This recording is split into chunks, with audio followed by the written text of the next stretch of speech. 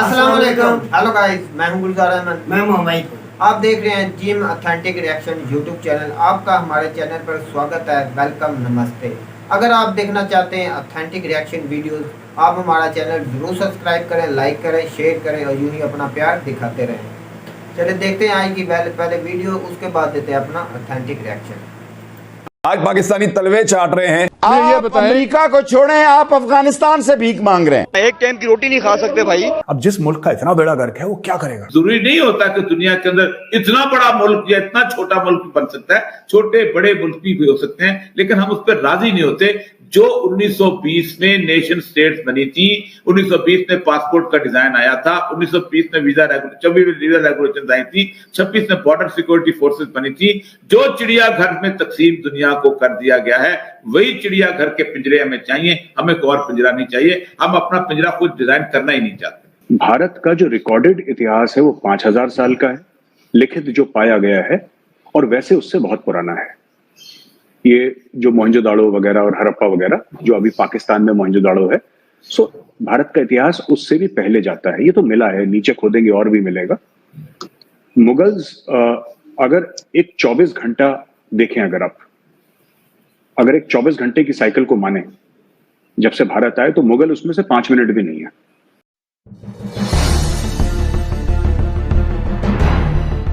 खुदा से डरता हूं कि लोगों के पास मुर्दा दफनाने के जनाजे के पैसे नहीं है। आप क्या सुना रहे हैं? लोग मरने मारने के लिए तैयार हैं। आज पाकिस्तानी तलवे चाट रहे हैं 1-1, 2-2 अरब डॉलर के लिए। पाकिस्तान के पास नहीं है तनख्वाहें देने के पैसे। पाकिस्तान के पास किसी भी चीज के पैसे नहीं हैं। उनके इदारे खत्म, उनकी डिप्लोमेसी खत्म, उनकी इकोनॉमी खत्म।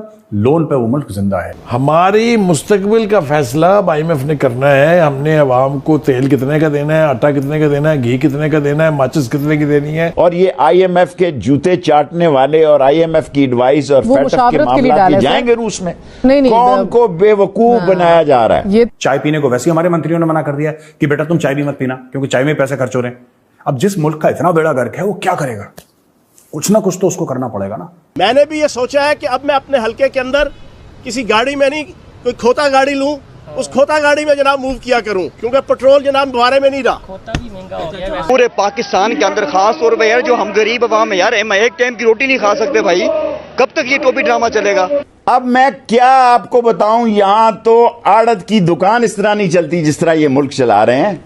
हमें दुश्मनों की साजिशों को नाकाम बनाना है।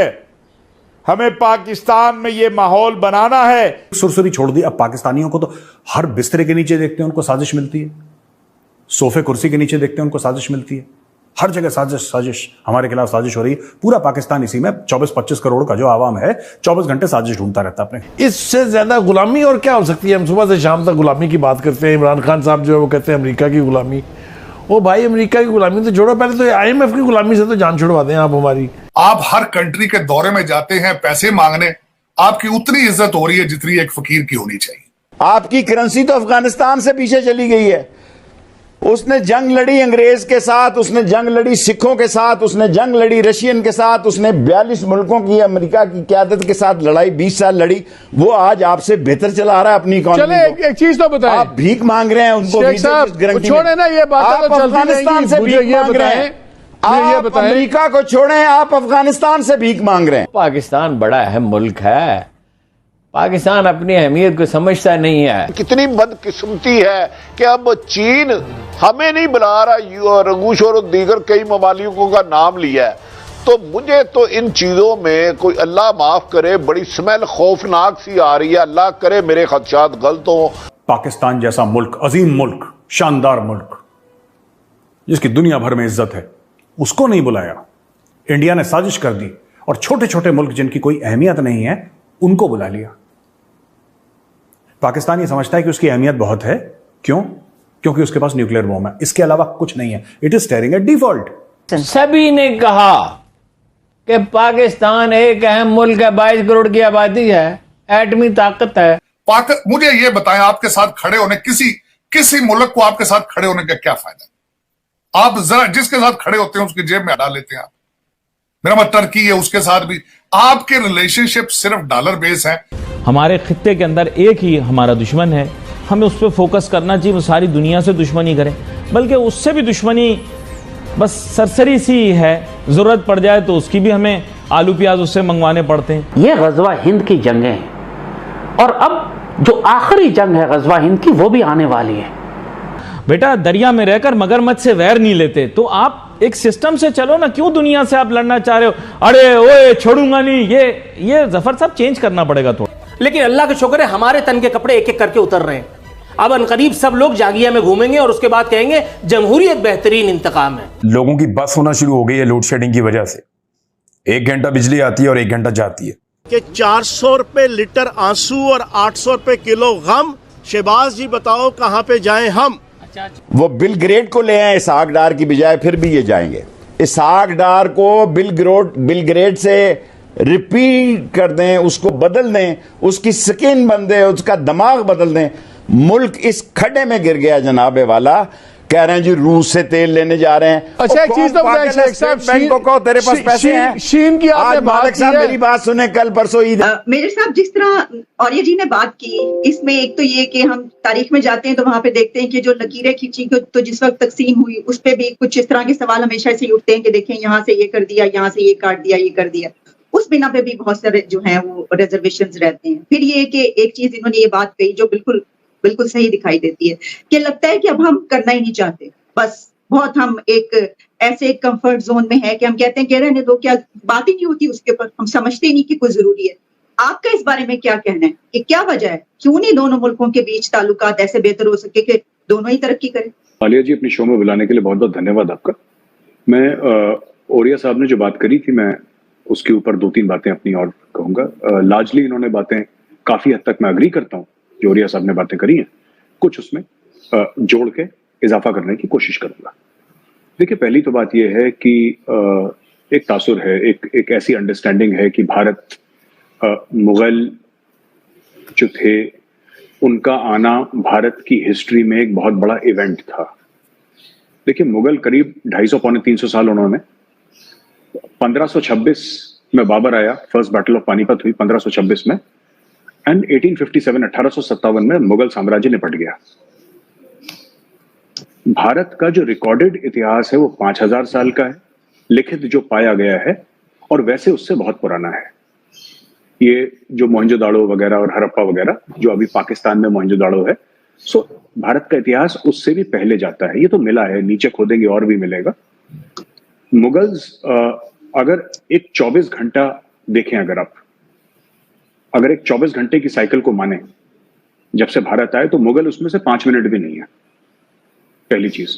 पर हाँ, क्योंकि इतनी बातचीत होती है मुगलों के बारे में और ऐसी ऐसी बातें हुई हैं मुगलों के बारे में, अच्छी भी हुई हैं, बुरी भी हुई हैं, तो कॉन्वर्सेशन में मुगल हैं।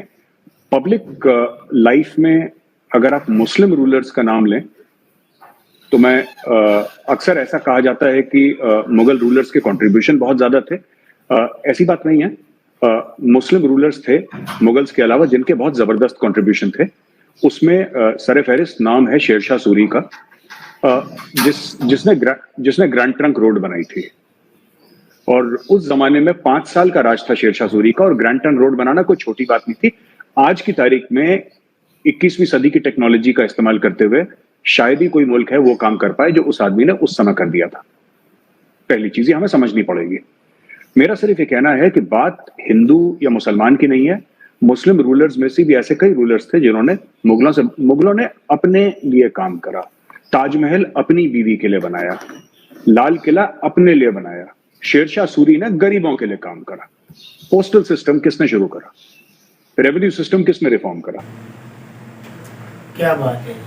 जो लास्ट में जो बात की है, मैं कहता हूँ वाकई मुगलों ने जो लाल किला या ताजमहल बनाया अपनों के लिए बनाया।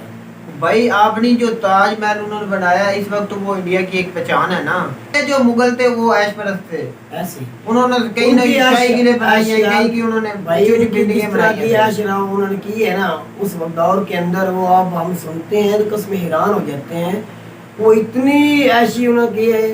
उनका मकसद ही भाई ऐश परस्ती था।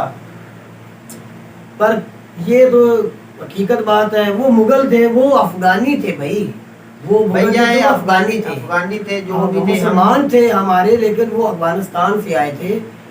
तो लेकिन मैं तो ये बात करता हूँ कि उन्होंने ऐश प्रस्ती पर उन्होंने कोई यार उनका फोकस ही अपनी एंजॉय करने पे था बस। उन्होंने ऐसे समझा था कि जैसे ये सारी नीचे हमारी मखलूक है, इन पर हम रोक डालेंगे। नहीं, उनका दिल ऐसा था हमारे बाद दुनिया खत्म है, किसी हम मर गए तो पीछे कोई और आने वाला ही नहीं है, किसी ने कोई जिंदगी गुजारनी नहीं है, बस इस तरह की उनकी सोच थी। ऐश प्रस्त से वो उन्हें एक अपनी महबूबा को खुश करने के लिए एक ताजमहल, इतना बड़ा ताजमहल बनाया और पता नहीं कितना बजट पे लगाया होगा। वो अगर तरीन पर खर्च किया होता उस वक्त जो उन्होंने पैसा ऐश प्रस्ती पर लगाया या गुर्बत खत्म करने के लगाया, खत्म करने में मैं तो नहीं कहता, मैं कहता था तलीम पर लगाना था। भाई वो तलीम भी गुर्बत भी कोई इकोनॉमी को बढ़ाने के लिए किया होता, इस तरह के काम में तलीम पर पैसा उन्होंने लगाया होता, उससे इंजीनियर निकलते और अच्छे इंसान निकलते तो मुल्क इस वक्त कहाँ से कहाँ बिल्कुल ऐसे ही था। तो दूसरी बात ये गुलजार के वो हर रोज का रोना, अच्छा जिस तरह शेख साहब रो रहे थे भाई, मैं अब अफगानिस्तान से वो कह रहे थे कि हम भीख मांग रहे हैं। भाई इतनी बुरी उन्होंने इस तारक साहब क्या बोल रहे थे, जो वो पीटीआई का क्या उसका नाम है जो गधा बोल रहा था, सॉरी इतनी बुरी लैंग्वेज। भाई मैं कहता हूँ थोड़ा सा भी आप वो पेट्रोल को लेके बात बोल रहे थे, थोड़ा सा भाई उसका पेट्रोल इतना महंगा हो गया, इसकी वजह से बोल रहे थे कि हम गधा गाड़ी पे चला है, अपनी कंपेन करेंगे। भाई उसका अक्सर ही ना वो बुरे अल्फाज बोलते हैं जैसे बिल्कुल ही अनपढ़ है। भाई उसको कोई अनपढ़ बहुत ज्यादा पढ़े लिखे हैं, पढ़े लिखे तो नहीं, मुझे तो नहीं समझ भाई एक लफ्ज ऐसा बोलने से कोई बंदा अनपढ़ नहीं हो जाता। वो सिर्फ अपने अवाम को बता रहे थे कि हमारे ऊपर इतना महंगा पेट्रोल चल रहा है, क्या वो उसका मुल्क नहीं है? भाई शेख रशीद जो उसकी लैंग्वेज देख रहे थे, क्या उसका मुल्क नहीं है? जो वो तो ऐसे 3 साल तो वो मुल्क में रह के गए हैं। यार मेरी बात सुनो, इतनी बुरी बात उसने किसी को नहीं बोला, वो सिर्फ और सिर्फ इस शहबाज शरीफ और जरदारी को बता रहे थे कि इतना महंगा पेट्रोल आपने लिया है कि हमारे दौर में थोड़ा सा महंगाई हुई थी तो आप सड़कों पे आ गए थे, भाई डॉलर का पहुंच गया है, आटा का पहुंच गया, तेल का पहुंच गया, डीजल का पहुंच गया, इसलिए वो बोल रहे थे कि हमें गधा गाड़ी के ऊपर अपनी कंपेयर करनी पड़ेगी सियासत की। वही शेख रशीद साहब 3 साल आपको मिसाल दे रहा हूँ कि 3 साल वो मर गए